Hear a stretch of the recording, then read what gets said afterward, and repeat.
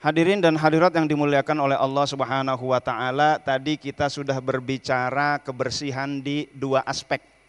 Sekarang satu lagi, bagaimana agar kita bisa mencapai ibadah lahir dan batin.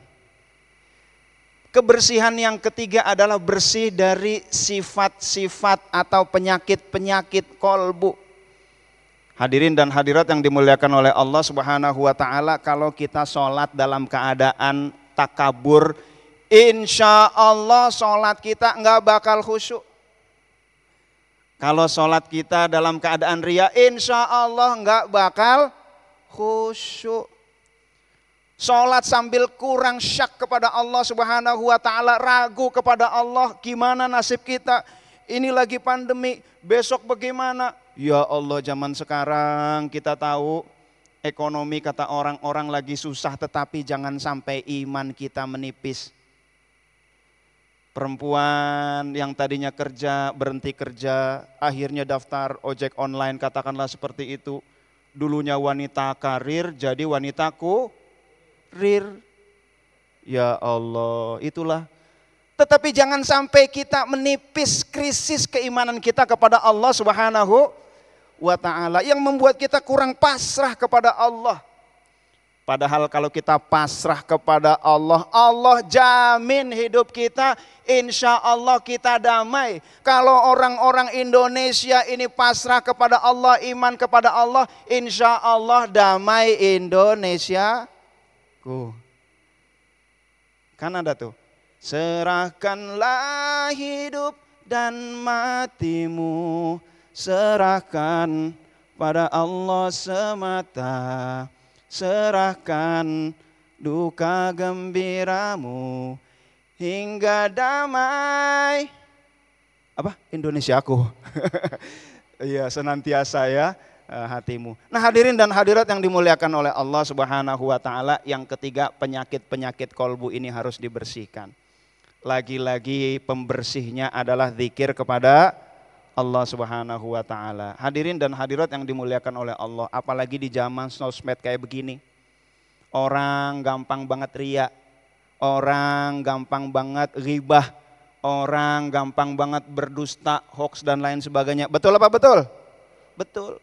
Dulu kalau mau konflik antara ibu-ibu datang ke tempat sayur, ke abang-abang sayur di gerobak, disitulah berantem. Sekarang nggak usah, di kamar bisa berantem, di kamar bisa ria, di kamar bisa sombong. Na'udzubillah min dzalik. Nah, hadirin dan hadirat yang dimuliakan oleh Allah Subhanahu wa taala, akhirnya sholat mustaqbilal kiblah, dia berkata, wajjahtu wajhiya lilladzi fataras samawati, aku hadapkan diriku kepada Allah Subhanahu wa taala, kolbunya ke orang-orang. Nah, na'udzubillah min dzalik. Ini enggak akan khusyuk sebagaimana tadi yang disampaikan oleh guru kita Pak Kiai Jumharuddin. Nah, hadirin dan hadirat yang dimuliakan oleh Allah, kembali kepada zikir. Katakanlah ini ada gelas lilin, bagian bawah air, bagian atas minyak.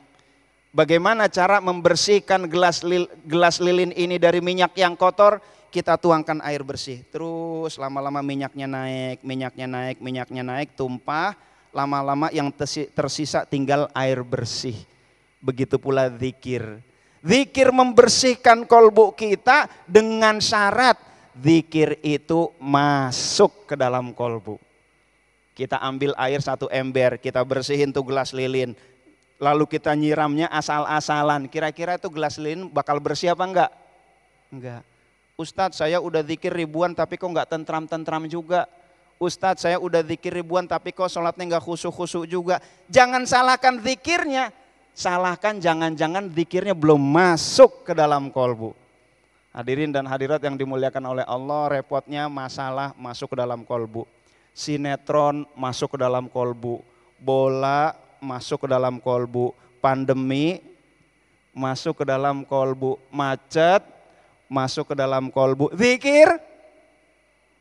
Nah, ini dia nih, masalah semua masuk ke dalam kolbu. Zikir kalau nggak masuk ke dalam kolbu, maka kolbu kita isinya kotoran terus. Na'udzubillah min dzalik. Maka hadirin dan hadirat yang dimuliakan oleh Allah, beliau tadi sudah sampaikan lisan kolbu 1. Maka ketika kita berdoa kepada Allah, kita berzikir kepada Allah, jangan lupa hudurul qalbi, libatkan kolbu kita.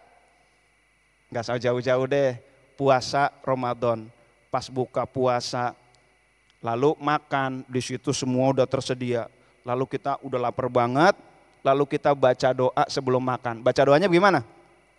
Allahumma barik lana fima razaqtana wa qina adzabannar. Sebelum makan ya.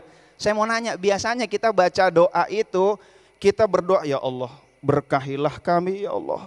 Berkahi rizki yang engkau berikan kepada kami ini ya Allah, biar berkah ya Allah, dan jauhilah kami dari api neraka. Saya mau nanya, kolbunya begitu, apa doa sebelum makan sekedar password? Ngaku aja deh daripada bonyok. Allahumma barik lana fima razaqtana wa qina adzabannar. Ah, begitu kan? Password dipikirin enggak? Bismillah, enggak kan? Nah, kadang-kadang nggak usah yang jauh-jauh, doa saja kita kolbunya nggak nyambung kepada Allah Subhanahu wa Ta'ala. Tapi insya Allah ini ahli surga semua nih. Insya Allah zikirnya jasad dan roh. Amin ya Rabbal Alamin. Maka begitu pula zikir kita yang lain, istighfar kita yang lain, jangan hanya fisik, tetapi bagaimana kolbu kita.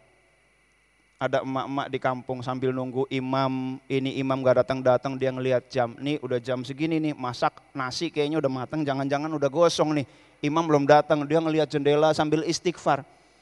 Astaghfirullahaladzim li wali walidaya wali jamil muslimin.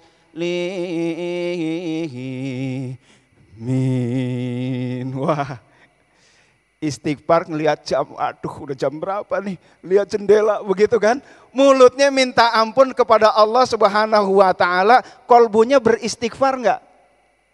Ibu-ibu ngomong sama anak, bapak-bapak lagi bicara sama anak. Anak bicara tapi sambil main handphone, enggak menatap bapak ibu, kolbunya tidak menatap. Kira-kira kita tersinggung apa enggak? Kita beribadah kepada Allah bapak ibu, kolbu kita tidak menghadap Allah, kira-kira Allah tersinggung apa enggak? Untung Allah maha pemaaf, alhamdulillah. Hadirin dan hadirat yang dimuliakan oleh Allah, kesimpulannya mari kita bersihkan diri kita. Mudah-mudahan Allah berikan taufik dan hidayah kepada kita agar kita bersih dari dosa, agar kita bersih dari makanan yang haram dan syubhat, agar kolbu kita bersih dari penyakit-penyakit batin. Amin ya Rabbal Alamin.